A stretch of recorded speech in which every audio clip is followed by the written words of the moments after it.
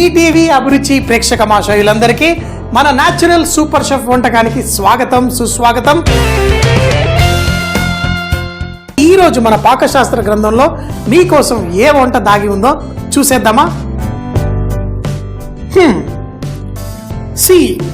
సీతో vegetable మీ అందరికీ తెలిసింది cabbage.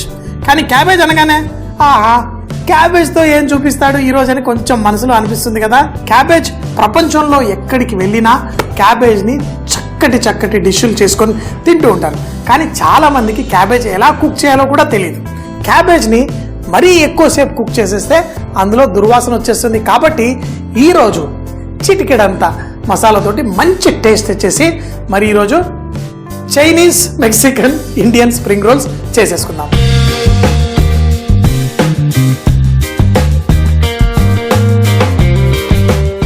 ముందుగా మనం పిండి కలుపుకోవడం కోసం కొన్ని వేడి నీళ్లు, మరీ ఎక్కువగా తీసుకోకండి, ఒక గిన్నెలో నీళ్లు తీసుకొని మరుగుతూ ఉండాలి.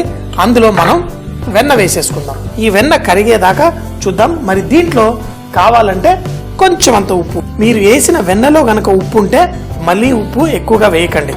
స్ప్రింగ్ రోల్ పిండి ఇలా తయారు చేయడం ఏంటి అంటున్నారా? ఇలా చేసుకున్నా కానీ మనకి క్రిస్పీగా కరకరలాడుతూ, కొంతమంది సమోసా పిండిలా కలుపుకొని కూడా చేస్తూ ఉంటారు.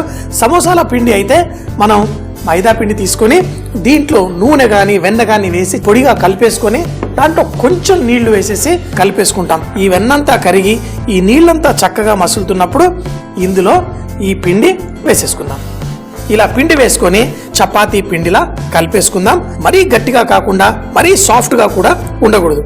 ఇప్పుడు స్టవ్ కట్టేసి ఈ వేడిలోనే ఇలా చేయడం వల్ల గ్లూటెన్ అనేది ఫామ్ కాకుండా ఈ పిండి చక్కగా కలిపేసుకోవచ్చు.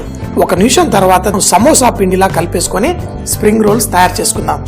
మనం దీన్ని కలుపుకునేటప్పుడు సాఫ్ట్గా కలిపేసుకుందాం. కొంచెం బాగా వేడిగా ఉంది కాబట్టి ఒక్కొక్క 2 నిమిషాలు ఆగి దీన్ని మన చపాతీ పిండిలాగే మరీ ఎక్కువ మర్దన చేయక్కర్లేదు, కొంచెం చేసేసి ఒక బౌల్లో పెట్టేసుకుందాం. తర్వాత దీంతో ఎలా చేయాలో చూపిస్తాను. ఏ క్యాబేజీని అయితే కొంతమందిని చులకగా చూస్తారో దాంతో అద్భుతమైన డిష్ చేసుకుందాం. దీన్ని మనం కొంచెం అంత లైట్గా ఉడికించి దాంట్లో తేమను తీసేయాలి. ఇక్కడ క్యాబేజ్ ఉంది, మనం చేసేదానికి మరీ ఎక్కువ కూడా అక్కర్లేదు, కొంచెంగా ఇంత క్యాబేజ్ తీసుకుందాం. క్యాబేజ్ని సన్నగా ష్రెడింగ్ అంటారు.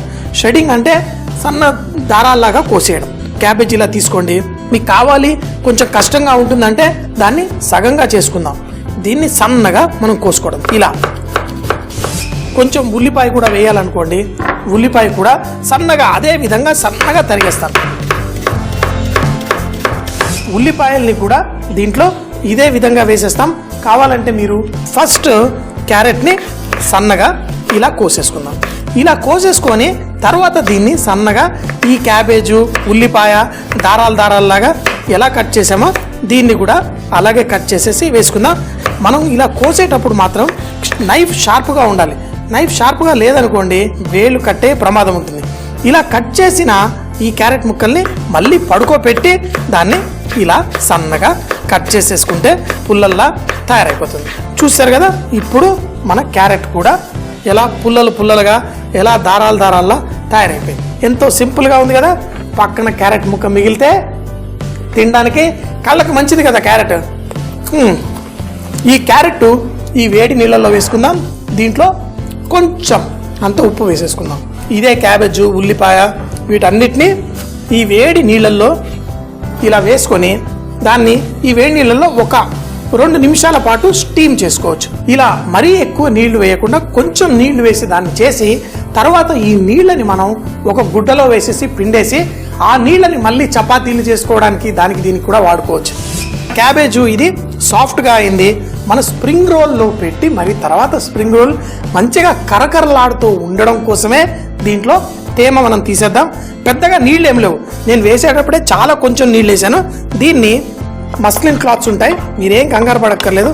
మీ ఇంట్లో ఏదైనా క్లాత్ తీసుకోండి, కానీ క్లాత్ చక్కగా శుభ్రంగా ఉండాలి. వాష్ చేసిన గుడ్డలు ఉన్నాయి. బట్టలు పిండడం మన తెలుగు వాళ్ళకంటే ఎవరికి బాగా తెలుసు. ఆయన మీద కోపం వస్తే బట్టలు చిరిగేలా పిండేస్తారు. చూడండి, ఇలా బట్టలు పిండినట్టే దీంట్లో ఎక్స్ట్రా నీళ్ళు ఏమైనా ఉంటే ఇలా పిండేద్దాం. చూసారా? ఇప్పుడు దీంట్లో నీళ్లు అంతా వచ్చేసింది. దీంతో మనం స్ప్రింగ్ రోల్ తయారు చేసుకుందాం. దీంట్లో మంచి సువాసన చక్కగా పర్ఫెక్ట్గా ఉంటుంది. దీన్ని ఒక బౌల్లో తీసి పెట్టేసుకొని తర్వాత దీన్ని స్టాక్ లాగా వాడుకోవచ్చు, కూరల్లో వేసుకోవచ్చు. అంతేకాకుండా పిండి చపాతీలు కలుపుకుంటే అలా కూడా చేసుకోవచ్చు. ఏంటి ఊర్లలో ఆ చెరువు దగ్గర బట్టలు పిండేసాను, ఇప్పుడు దీంట్లోది తీసేసుకుందాం. ఏం చేసాము, చక్కగా దీంట్లో ఉన్న తేమంతా తీసాను. దీన్ని మరి కొంచెం సేపు ఆవిరి తాకితే మరింత తేమ ఉన్నది కూడా బయటకు వచ్చేస్తుంది. దీంట్లోనే మనం ఏదన్నా మనకు కావాల్సింది వేసుకోవచ్చు. సన్నగా తరిగిన పచ్చిమిరపకాయలు, సన్నగా మరీ ఎక్కువద్దు, ఎందుకంటే ఈ స్ప్రింగ్ రోల్స్ మన ఇంట్లో పిల్లలు తింటారు, అందరు తింటారు. మరీ ఎక్కువ కాకుండా ఎంత తింటారో అంతే, ఇంత పచ్చిమిరపకాయలు చాలు. కావాలంటే మన తెలుగు వాళ్ళకి మంచిగా టేస్ట్ రావడం కోసం ఈ స్ప్రింగ్ రోల్లో కొంచెం కారపొడి కూడా వేసుకుందాం. కొంచెం అంత సోయా సాస్ వేసుకుంటే మంచి టేస్ట్ వస్తుంది. మరీ ఎక్కువ వేయకండి, కొంచెం చిటికెడంత పంచదార కూడా దీనికి మంచి రుచిస్తుంది. దీంట్లో మనం ఈరోజు పన్నీర్ కూడా వేసుకుందాం. పన్నీర్ చిన్న చిన్న ముక్కలుగా కట్ చేసి దీంట్లో వేసేసుకుందాం. ఏం పర్లేదు, చిన్న చిన్న ముక్కలుగా ఇరిగిపోయినా పర్లేదు, పన్నీరే కదా. మన ఇండియన్ చీజ్ని కూడా ఈ విధంగా వేసేసుకొని కలిపేసుకుందాం. ఇంతకుముందు చిటికెడంత ఉప్పు వేసామో, మరి కొంచెం కావాలంటే వేసుకొని కలిపేసుకుందాం. అంతా పర్ఫెక్ట్ ఉంది. కావాలంటే ఇందులో మీరు కొంచెం అంతా ఫ్లేవరింగ్ సాల్ట్ వేసుకుంటే కూడా ఆ చైనీస్ స్ప్రింగ్ రోల్ మంచి ఫ్లేవర్ వచ్చేస్తుంది. మిశ్రమం రెడీ, పిండి రెడీ, ఇంకా రుద్దుడే రుద్దుడు, తర్వాత ఫ్రై. మనం కలుపుకున్న ఈ పిండిని చిట్టి ఈ చపాతీలు అయితే రుద్దడం బాగా వస్తుంది కదా మనకి. ఒకటిగా చేసుకోవచ్చు, చాలా చేసుకొని ఒక పెద్దగా రోల్ చేసుకొని కూడా చేసుకోవచ్చు. ఒక చిన్నగా ఎలా చేసుకోవాలో చూపిస్తాను. ముందు కొంచెం అంత పిండి వేసుకొని మరి దీన్ని ఇలా రుద్దేసుకుందాం. మన చపాతీలు రుద్దినట్టుగా చాలా సింపుల్గా, ఎలా సన్నగా ట్రాన్స్పరెంట్గా ఎలా చక్కగా ఉందో. ఇది చపాతీ పిండి అది కలుపుకుంటే ఇలా రుద్దగానే సాగిపోతూ దగ్గరకు వచ్చేస్తుంటుంది కదా, అలా కాకుండా కొంచెం వేడి నీళ్ళల్లో వేసాం కాబట్టి ఇది సాగదు. అయితే దీన్ని ఇప్పుడు స్ప్రింగ్ రోల్లా కన్వర్ట్ చేయాలి. చేసుకునేది వెజిటేబుల్ స్ప్రింగ్ రోల్స్ కాబట్టి కోడిగుడ్డు కాకుండా కేవలం మైదాని ఇలా నీళ్ళల్లో ఒక లైలా తయారు చేసి దీన్నే అతికించడానికి కూడా వాడుకుందాం. సరేనా? మరి ఈ స్ప్రింగ్ రోల్ మిశ్రమాన్ని పన్నీరు, క్యాబేజు మరీ ఎక్కువగా వేయకండి, మంచి ఫ్లేవర్ఫుల్గా చక్కగా ఉండేట్టు చేయండి. ఇప్పుడు దీన్ని ఇలా చుట్టుకుందాం. స్ప్రింగ్ రోల్స్లో ఏంటంటే మరీ ఎక్కువగా కూడా పిండి ఉండకూడదు, కొంచెం తీసేస్తాను. మరి చిన్నగా చేసుకుంటేనే పర్ఫెక్ట్. ఇప్పుడు మన మైదా పిండి ఏదైతే మనం కలుపుకున్నామో మరీ ఎక్కువ కాదు, ఎందుకంటే ఇది ఫ్రై అయినప్పుడు కూడా కలర్ చేంజ్ అయ్యే ప్రమాదం ఉంటుంది. ఇప్పుడు ఇలా చేసి తర్వాత దీన్ని ఇలా చుట్టేసుకుందాం. చూడండి ఎంతో సింపుల్. ఇలా స్ప్రింగ్ రోల్ అంటే ఏదో చాలా కష్టపడాలనుకుంటారు. ఇది పిండి ఏమో మెక్సికన్ స్టైల్లో కలుపుకున్నాము, మనం రోల్ ఏమో మసాలా చైనీస్ స్టైలు మరి ఇండియన్ ఫ్లేవర్స్ వచ్చేలా చేసుకున్నాము. చూడ్డానికి ఎవరైనా కానీ ఇది చైనీస్ వంటము స్ప్రింగ్ రోల్ అందరికీ తెలిసిందే. మిగతాయి కూడా ఇదే విధంగా చేసుకుందాం. ఇలా రుద్దేసుకొని తర్వాత కొనల్ని బాగా లావుగా వచ్చిన కొనల్ని లైట్గా కట్ చేసేసుకొని ఇప్పుడు మనకి ఎంత సైజులో కావాలి మన స్ప్రింగ్ రోల్స్ ఇంతగా, తర్వాత ఇంతగా చేసేసుకొని ఇప్పుడు మనం బోల్డ్ని స్ప్రింగ్ రోల్స్ చేసుకోవచ్చు. చిట్టిగా కొంచెం చేసుకోవాలి అంటే 3 కూడా చేసేసుకోవచ్చు. చాలా సింపుల్గా చేసుకోవచ్చు. ఎలా రుద్దాలనుకుంటే అలా తీసుకుందాం. దీంట్లో మిశ్రమాన్ని చక్కగా వేసుకుందాం. కొంచెం అంత కాక్టైల్ సైజ్ మన స్ప్రింగ్ రోల్స్ రెడీ అయిపోతాయి. తర్వాత దీన్ని ఇలా దగ్గరికి అనుకొని ఇలా చుట్టుకుందాం.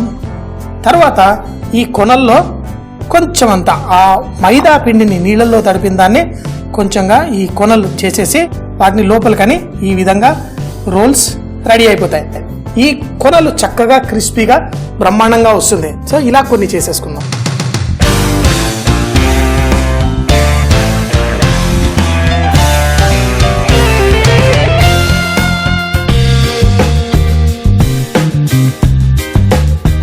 చిన్నగా కావాలంటే చిన్నగా, పెద్దగా కావాలంటే పెద్దగా, మీకు కావాల్సిన విధంగా మనం చేసుకోవచ్చు. మరి కొంచెం మసాలా ఎక్కువగా పర్ఫెక్ట్గా మనం చేసుకుంటే మనం సమోసాలు ఫ్రై చేసినట్టే వీటిని కూడా ఫ్రై చేసుకుందాం. మెక్సికన్ స్టైల్లో పిండి కలుపుకున్నాం, చైనీస్ స్టైల్లో స్ప్రింగ్ రోల్స్ చేసుకుంటున్నాం. రుచి మాత్రం మన తెలుగు వాళ్ళ రుచి. ఇలాంటి పిండితోటి మీరు ఏదన్నా కొత్త కొత్త రకాలు మీరు క్రియేట్ చేయండి. ఇదే పిండి పైన కొంచెం నువ్వులేసి అప్పాల్లా చేసుకొని ఫ్రై చేయండి, మరే టేస్టీగా ఉంటాయి. సో చూసారు కదా, ఇప్పుడు వీటిని ఫ్రై చేసుకున్న తర్వాత ముఖ్యంగా సోయా సాసు వాటితో ఎక్కువగా తింటారు.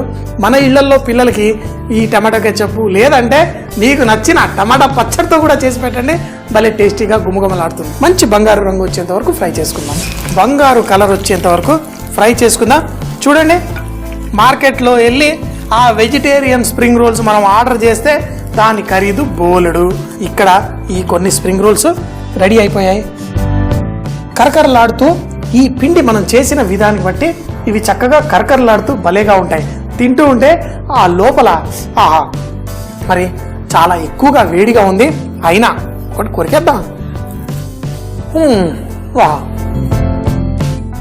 బయట క్రిస్పీగా, లోపల చక్కగా ఆ తేమంతా తీసేసాం కాబట్టి పర్ఫెక్ట్గా ఉంది.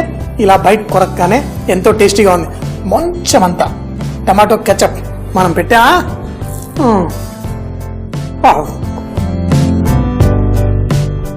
మరి చూసేశారు కదా, ఎంతో ఈజీగా రెడీ అయిపోయింది. అయ్య బాబోయ్, బుసలు కొడుతోంది ఇంత తింటున్నా.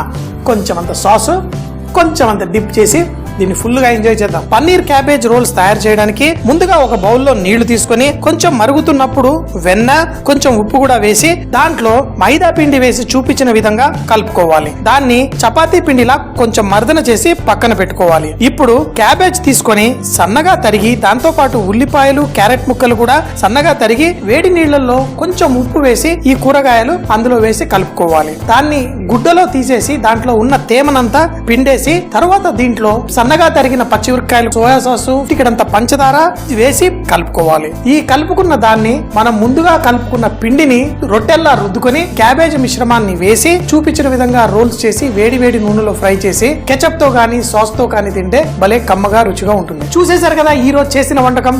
మళ్ళీ రేపు ఇదే టైం కలుద్దాం. అప్పటిదాకా సీ యూ, బాయ్.